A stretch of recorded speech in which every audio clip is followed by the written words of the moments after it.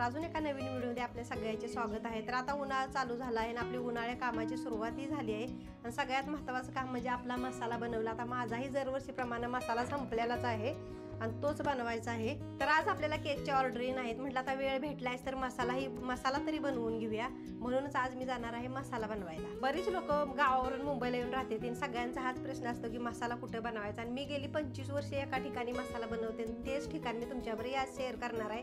तिथला मसाला ना एकदम आपल्या गावच्या गत उत्तम दर्जाचा असतो, वर्षभर टिकतो। तर हा व्हिडिओ तुम्ही शेवटपर्यंत नक्की पहा। व्हिडिओ आवडला तर व्हिडिओला लाईक करायला अजिबात विसरू नका। चला तर मग जाऊया। आता हा मसाला बनवण्यासाठी आम्हाला दिव्यावरून जायचं आहे चिंचपोकळीला, आणि ही सेंट्रल लाईन असल्यामुळे आम्हाला एक सलगच आहे।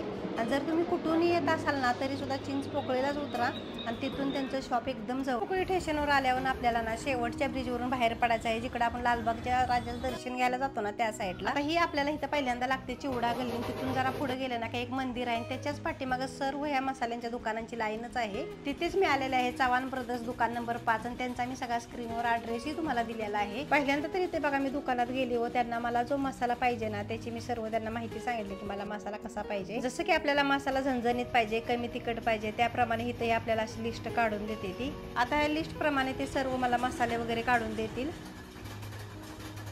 तर इथे आपल्याला घाटी मसाला बनवायचा आहे, त्यामुळे इथे त्यांनी 3 प्रकारच्या मिरच्या घेतल्या, त्या बेडगी, लवंगी आणि काश्मीरी, ते वजन करून साईडला ठेवल्या। आता मिरच्याचं वजन झालं ना की लगेच त्यांनी गरम मसालेही काढायला घेतले, आणि त्यामध्ये तुम्ही बघू शकत असाल की धन्याची क्वालिटी, सगळ्या मसाल्याची क्वालिटी इतकी उत्तम दर्जाची आहे ना, निवडक मसाला आहे। तर इथं बघा मी अशी सुंठ मोडून जरा बघितली, कारण आपण दुकानातून 10 रुपयाची आणतो ना त्याच्यात सुद्धा खराब सुंठ निघते, म्हणून मी इथं 2-3 मोडून बघितल्या, पण एकदम छान सुंठ होती। त्याचप्रमाणे बघा धना, हळकुंड, सुंठ, हिंग, काळी मिरी, बडीशोप, जिरे, लवंग, दालचिनीचं तर एकदम भारी होती, तेजपत्ता, दगडफूल, मेथी, मोहरी, अशा प्रकारचे जवळजवळ 28 प्रकारचे मसाले। बघा काही मसाल्याची काही मला नावं येत नाही ती, पण मी तुम्हाला इथं दाखवले ते तुम्ही बघू शकता। हा आहे जो आपला घाटी मसाला बनवायचा आहे। हा मसाला पूर्ण वर्षासाठी मी एकदमच बनवून ठेवते।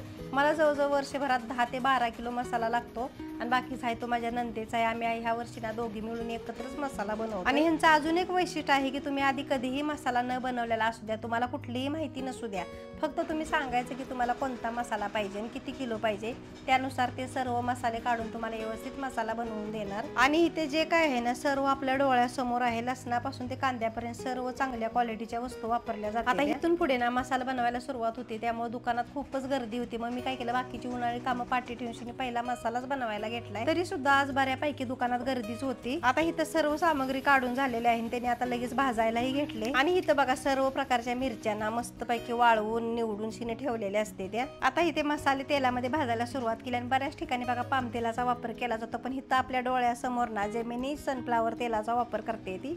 आता इथं खोबरं, कांदा वगैरे भाजायची पद्धत बघाल ना तर तुम्हाला आपल्या गावच्या आई आजीचीच आठवण येणार। अगदी घरच्या पद्धतीने सर्व मसाले इथं भाजून घेते ती। आता तसं बघायला गेलं ना की मसाला बनवणं खूपच कष्टाचं काम असतं। मिरच्या निवडा, लसूण सोला, कांदे एवढ्या प्रमाणात चिरा। पण ह्यांच्याकडे जर तुम्ही मसाला बनवायला आला ना तर आपण काहीही करायचं नाही, फक्त ते कसे करतायत ते बघायचं।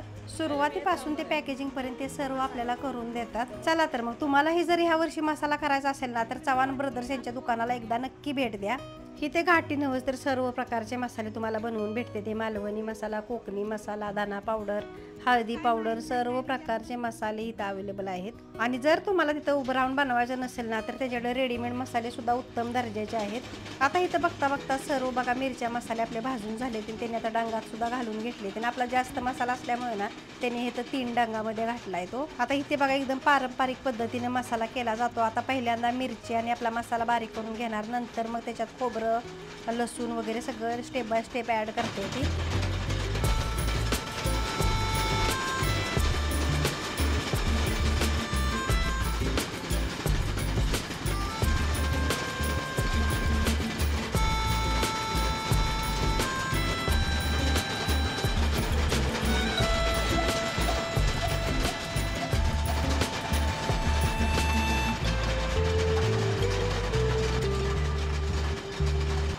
इकडे मिरची मसाला कुटून होती तोपर्यंत तिकडे कांद्याची तयारी केली, आणि तो कांदाही बारीक करून घेतला। आता इथे तुम्ही बघू शकता कांदा सुद्धा एकदम चांगल्या दर्जाचा आहे, आपल्या डोळ्यासमोरच ते कांदा सुद्धा कट करते ती।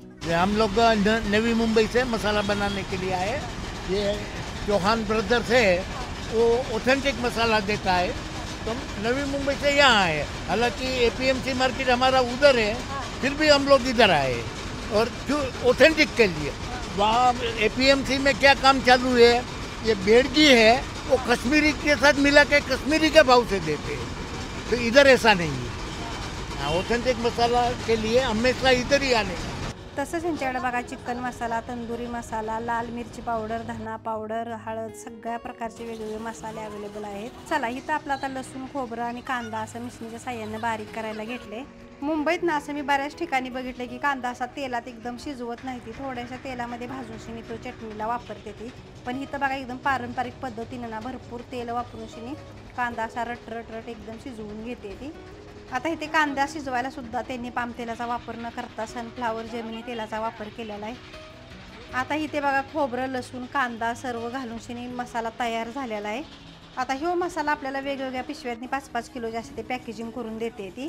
चला तर मग तुम्हाला कसा वाटला हा व्हिडिओ कमेंट करून नक्की सांगा। तुम्ही जर मुंबईत राहता आणि मसाला कुठे करायचा हा जर तुमच्याकडे प्रश्न असेल ना तर एकदा ह्यांना जाऊन नक्की भेट द्या। आणि ह्या दुकानाचा पूर्ण ॲड्रेस मी तुम्हाला कमेंट सेक्शनमध्ये आणि डिस्क्रिप्शन बॉक्समध्ये दिलेला आहे।